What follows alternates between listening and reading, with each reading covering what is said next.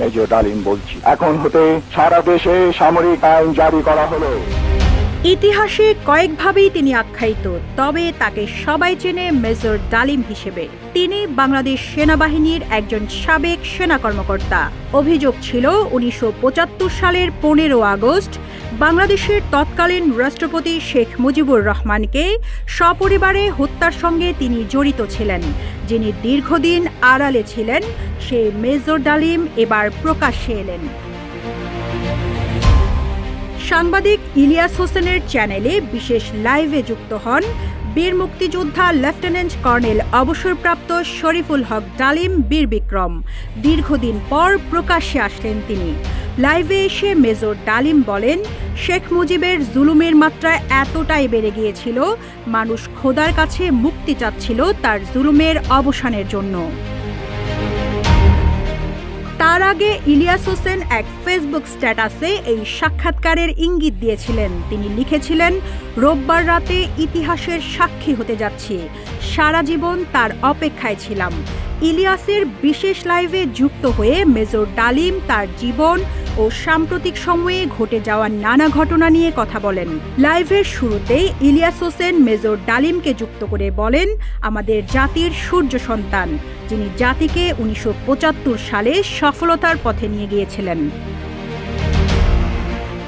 সাংবাদিক ইলিয়াসের প্রশ্নের জবাবে মেজর ডালিম বলেন, দেশবাসীকে, বিশেষ করে নতুন প্রজন্মের ছাত্র জনতাকে যারা আংশিক বিজয় অর্জন করেছেন, তাদের প্রতি লাল শুভেচ্ছা জানাই।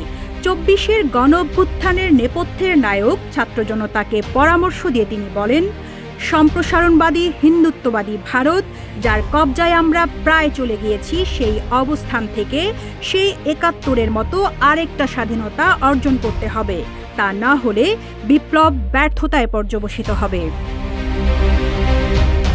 75-এর হত্যাকাণ্ডের নেপথ্যের কারণ জানতে চাইলে তিনি বিস্তারিত ইতিহাস তুলে ধরেন। মেজর ডালিম বলেন, খুবই স্পর্শকাতর প্রশ্ন, নিজের বাদ্য নিজে বাজানো যায় না। প্রথম কথা, 15 আগস্ট কোনো বিচ্ছিন্ন ঘটনা নয়, এটার সূত্রপাত হয় মুক্তিযুদ্ধ চলাকালীন অবস্থায়। এই বীর বিক্রম বলেন, যখন 7 দফাতে চুক্তি করে নজরুল ইসলাম তাজউদ্দিনকে পারমিশন দেওয়া হলো একটা প্রভিশনাল গভর্নমেন্ট গঠন করার, 7টা ক্লজ পড়ে সাইন করার পর নজরুল ইসলাম ফিট হয়ে পড়ে গিয়েছিলেন যে আমরা ক্রমান্বয়ে ভারতের একটা করদরাজ্য অঙ্গরাজ্যে পরিণত হব। মেজর ডালিম বলেন, মুজিব মারা যায়নি, বরং একটি সেনা অভ্যুত্থানে নিহত হয়েছেন। সেনা অভ্যুত্থান খালি হাতে মার্বেল খেলার মতো নয়, সেখানে দুই পক্ষ থেকেই গোলাগুলি হয় এবং দুই পক্ষেই হতাহতের ঘটনা ঘটে। যেমন মুজিবের পক্ষের কিছু লোক নিহত হয়, তেমনি সেনা অভ্যুত্থানকারী বিপ্লবীদের দিক থেকেও কিছু লোক প্রাণ হারায়। এটি বাস্তবতা। তবে বিপ্লবীরা বিজয়ী হয়ে ক্ষমতা নিজেদের হাতে নিয়ে নেয়।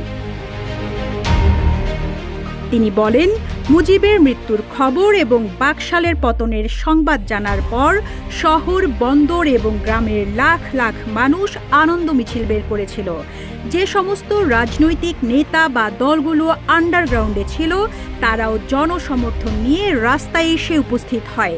এভাবেই 15 আগস্টের বৈপ্লবিক সামরিক অভ্যুত্থান জনস্বীকৃতি লাভ করে বলে জানান মেজর ডালিম। Rizwana Rinti, news desk, Ittefaq.